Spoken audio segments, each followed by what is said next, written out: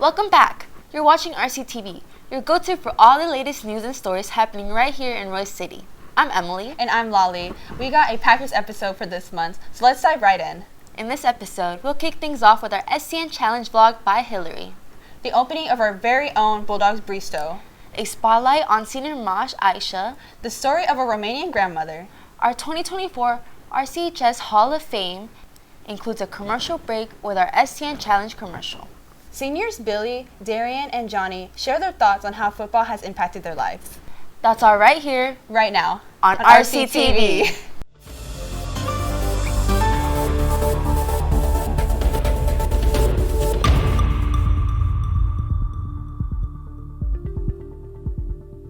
Let's get started with something interesting. Hillary shares what makes her day special.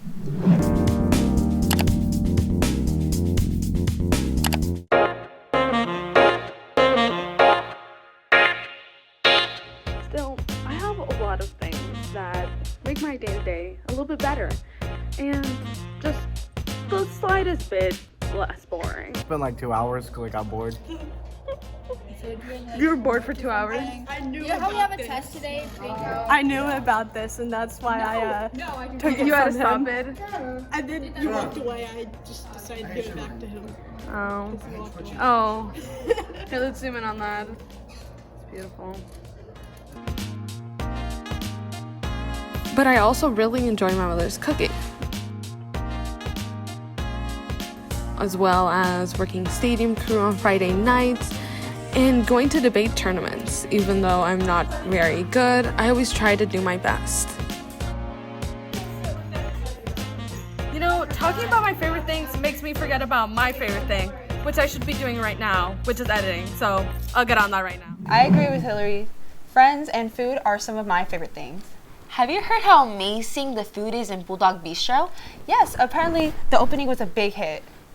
Our RCHS students are simply amazing and have so much talent. Welcome to Big Majd Bistro. You can follow me this way. Royce City High School's culinary classes are cooking up something new in our CCA. Today is a dress rehearsal. We are working on opening our restaurant one day a week for staff and district faculty. The Bistro Cafe is a student-run restaurant that makes a multitude of dishes for its customers to enjoy. Let's take a look and get a feel of this grand opening. For students like Hunter, Riley, and Brooklyn, the Bistro Cafe provided them with opportunities to showcase their skills. To get a feel of how it's going to be run and stuff. It also helps us to figure out the flow and the way we can run the restaurant easily. We just got used to hustling and getting everything done, making sure stuff was clean and correct and temperature-wise. If you have enough time to do this right here, then you'll be able to prepare yourself later in the future, so it'll just come naturally to you. We were able to catch on a pattern in students of wanting culinary to be in their future. If it involves culinary, I would say I would like to open my own restaurant one day. I'm from Louisiana, so I want to open my own soul food restaurant because that's something I literally like, especially with my grandma's recipes when I'm slowly learning them now. I have not thought of a name yet, but I went to multiple business camps to learn about business and restaurants and all that type of stuff. And culinary is teaching me how to cook more than I already know, so it's expanding my knowledge in that field. I took culinary just because I've always been the cook or chef in my family. One of my aunts had her own pie shop. She closed it down, but I might do my own private thing once I graduate and get out of culinary. Ms. Perez and Ms. Harden, the culinary teachers, assign their students their roles based on what they think fit their students best. We have to practice. You know, most of our students have never worked in food service before, and those that have not worked in sit-down food service. So, like all of our servers that were in front of house today have never once been servers. Most of our students in the kitchen, back of house, have never been line cooks. So this was their opportunity to practice, feel what it was like real time with customers that were waiting on them, and ensuring that we get food out timely and hot or cold, whatever the temperature is supposed to be. From food runners, line cookers, platers, servers, and greeters, the Bistro Cafe had it all for these students. I was a runner, so I was running plates to the servers at the tables. I was a food runner. So basically, I call out tickets and I pick up food and I clean up the plates a little bit and I make sure it goes out perfect. Thankfully, the Bistro Cafe gave the students the feel of what it's like to run a restaurant or be in the culinary environment. We're anticipated to get a taste of the Bistro Cafe. Reporting for RCTV, this has been Emily. Our RCHS students are simply amazing and have so much talent. I also love how we have students from all around the world who bring their unique culture along with them. I was born in Beirut, Lebanon, and we moved here when I was 7. RCHS senior Majd Aicha explains why he and his family left their home country behind. We moved here to avoid the conflict between Palestine and Israel. It was not the conflict that Majd remembers most, however. But it was beautiful. The beaches were really nice. They had high mountains and valleys, and it was nice. Majd and his family brought some of Lebanon with them as they continue to enjoy their favorite foods. There's this one dish called fawarig. It's goat intestines that are cleaned with white vinegar and then stuffed with beef, and it's really good. I want to teach my kids how to make it one day. Good matlube, it's like a rice dish with eggplant in it. I really like that one too. Majd has vivid memories of celebrations in Lebanon as well. The weddings get pretty intense. People get rowdy at weddings. There's this one dance called debka, and it's insane. Best way I can explain is like high kicking and then landing in a squat position. Even though he was only 7, schools left a lasting impression. Schools had uniforms that they would get onto you if they were dirty, and they used corporal punishment a lot, and they did not tolerate misbehavior. I was being rebellious one time. The teacher told us we have to write a whole page, so I wrote a really big letter over the page, and I said I was done, and she stuck pencils between my fingers and squeezed them. Compared to schools here, Majd agreed that students were more obedient. Kids behave they're better, but I don't think it's because of discipline. I think they're just terrified. In Majd's opinion, our culture of relationships is a better way. I think the teacher-student connection is way more important. Obviously, Majd carries Lebanon with him and shared some popular Arabic phrases with us. Phrase? They would say yahama a lot. It's just kind of like a nothing phrase. Whenever someone's mad, they just say yahama. Thanks, Majd, for sharing your culture with us. I'm so glad you're here, Maj. Thanks for sharing your story. Julia Kish was born here, but recently dug deep to find out more about her Romanian culture. Her feature story on her Romanian grandmother is next. Hi, I'm Julia Kish, and I was born in Fort Worth, Texas. I've lived in America all my life, but not all my family's from here. A lot of my relatives were actually born in Romania. 2 years ago, I was able to visit Romania for the first time. I got a glimpse into what it was like for my grandparents growing up in Romania under communism. Things were worse and worse on the 80s when we did not have enough food. If you go grocery shopping, will be big lines, and by the time you are next to the cashier, they will say it's no more food, so you have to go back the next day, start again, and that was our life. My dad, he found out about this radio station which was illegal to listen to, and on this radio station people would call in and would talk about freedom, and my dad was so intrigued by the whole thing, so he would be listening, but he couldn't tell anybody that was listening because he'd get in trouble. The police will pick him up and start interrogation and all of that. I learned a lot about where I came from and the sacrifices my family made to immigrate to America. It was very hard because, everything we have to live there, and we just bring few clothes with us. And we have all parents, there, the whole family there, sister, brothers. We leave the church. They were very good church. And when we came here, it was different because it's different culture in United States. It was very hard for us.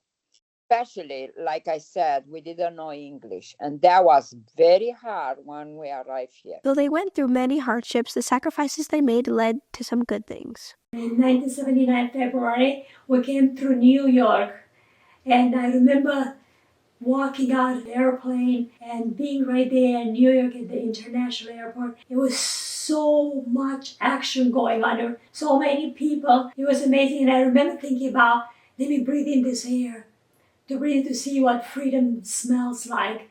And it was just wonderful. We have no persecution. We can pray everywhere, every time. We know nobody's behind us, to catch you praying or singing. And we prosper. We got help, of course. We have a lot of opportunity to work. Even though they left Romania behind decades ago, they still hold on to many parts of their heritage. Definitely the language and the cooking. I love to cook. Julia, she learned how to make the stuffed cabbage. And this is something that it's good to know. Oh, sarmale, gogosh, kozonak, dobosh, kernats. During the holidays, all about family and food and talk, singing. That's very traditional. Because of all the challenges my grandmas have overcome, they have a lot of wisdom to share. I do believe that anybody has opportunity to move forward if they just want to. It's just amazing. You can be anything you want. You just have to apply yourself. America's great. You get the opportunity and you just gotta grab it. What I learned, the most important is to have faith in God, learn much you can, and work, and you're gonna be fine in life. We all have a family and a past, so make sure to take time to get to know yours. This has been Julia with RCTV. Hokwon, another student who brings the Chinese culture with him, reports next for our Hall of Fame. Hello guys, I'm Ho Kwon Chern from RCTV. Usually, games is about players' perfect performance. However, today it's about Hall of Fame. My name is Kayla Deal, and I ran track, strictly just track. I ran the 400, 4x2, and high jump in the 4x4.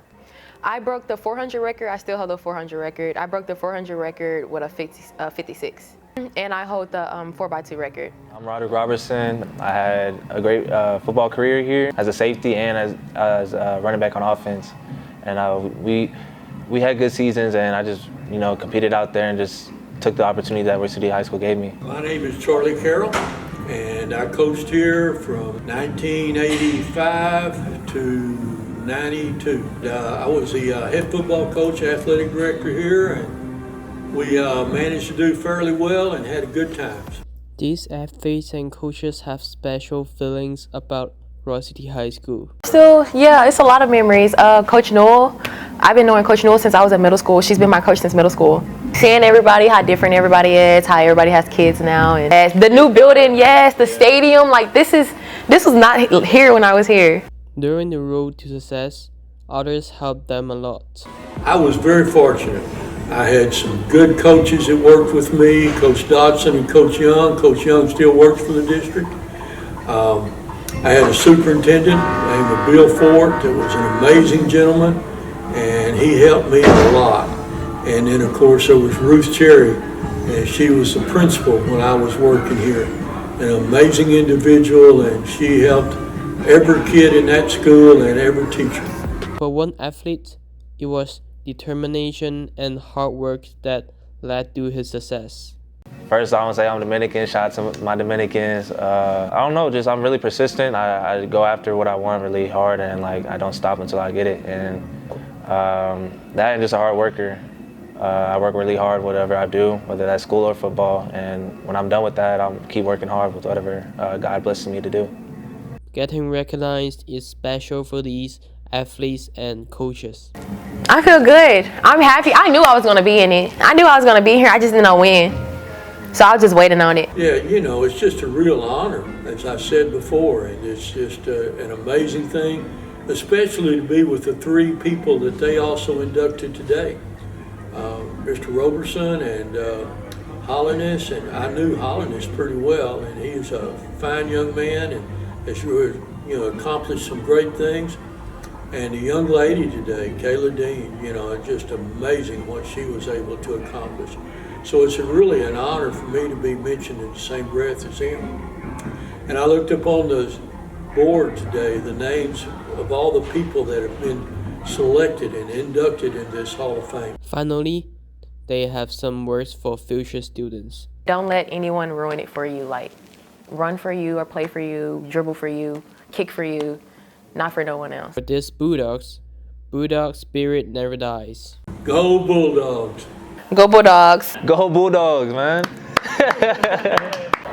Congratulations to Bulldogs and Hall of Fame people. This is Ho Kwon Chun from RCTV. Let's get to a commercial break on our SCN Challenge commercial entry.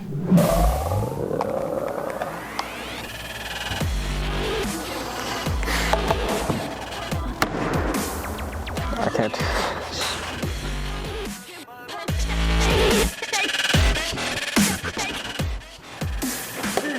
Energizing, healthy for teams and organic.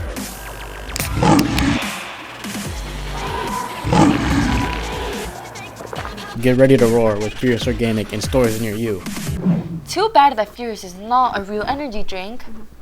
Speaking of energy, playing varsity football takes a lot of work and dedication, but it's more than just a game to the team. Seniors Billy, Darian, and Johnny share their thoughts on how football has impacted their lives.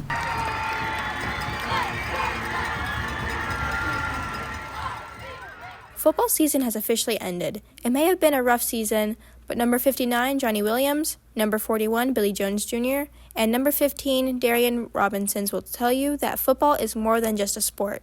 It also builds relationships.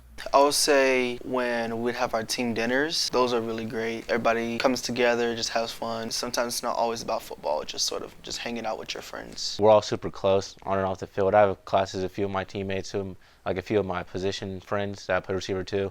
I feel like we're all like super close and tight, and it's like we have good relationships. Practices and team dinners, really. I mean, practicing was great with them, and the team dinners were so awesome. Not only does it build relationships, but it also instills good values. My passion for the game helped me because it was something I liked doing no matter what happened. I just enjoyed having fun out there. And an important lesson I learned is that not everything's going to go your way, but you can only control what you can do. I want to be remembered as a person that was always look out for their teammates and somebody they can look up to, someone who's humble, somebody who always works hard to a certain goal. Billy Jones said that he fights because he knows better things are to come. Values I want to pass on is just a tradition of toughness. Like when things go bad, you have to find a way to get back up and still keep fighting. The identity I have is definitely resilience, because football is not easy. If it was easy, everybody would do it. I keep fighting when it's rough because I always keep the mindset of better things are to come, because you'll never be in a rough spot forever as long as you keep working hard. Darian Robinson explained how football shaped his identity as he prepared to graduate. Lesson I learned over the way, I learned that you put your all into it. Like you have to be all in. You have grit, toughness, and all the core values that we should have. I feel like it has a big identity that I came from a nice school with a bunch of great people, great coaches, and great people. I feel like it has a big identity on me. Johnny Williams shared how he wants to be remembered by future players, as well as how he wants the class of 25 to be remembered. For me specifically, I want to be just remembered as a guy who gave his all, a guy who tried his best for his team, gave it all in practice. And for our seniors as a whole, I just want to be remembered as the group that started Coach Colvin's career here. The core values of toughness, grit, selfless, just keep all the core values, passing the core values that Coach Colvin has passed on to us, and also just be resilient. These seniors wish to share final words with some coaches. Coach Judy, he always fired up no matter what happens. Always has us fired up, just ready to go, just ready to play football, whether it's a morning practice, a late practice where it's nighttime, a raining practice, and even in the games after every play, getting us fired up on the sideline. I like to thank Coach Colvin. He's been really good to me. We have a good relationship, and he gave me a few chances to score touchdowns. But I like to thank Coach Reed, both the Coach Reeds, for always helping me up when I'm not having a good practice or not having a good day. And I like to thank Coach Owens for always hyping me up when a corner's guarding me, oh, D-Rob's gonna route you up, D-Rob's gonna route you up, just having a good time. Colvin, thank you for giving me the opportunity to chance play football one last time. To Coach Judy, the defensive coordinator, it was fun to be coached by you on this defense, and to Coach Tennyson, thank you for giving me all the effort you gave me throughout this time. Football is more than just a game and more than just a sport. It's a family, and this family teaches students how to be good men as they grow up. This has been Julia and Johnny for RCTV. That's a wrap for this month's episode of RCTV. Thanks for tuning in. To watch more episodes like this, go to youtube.com/RCTV Teen News. This has been Emily and Laly for RCTV.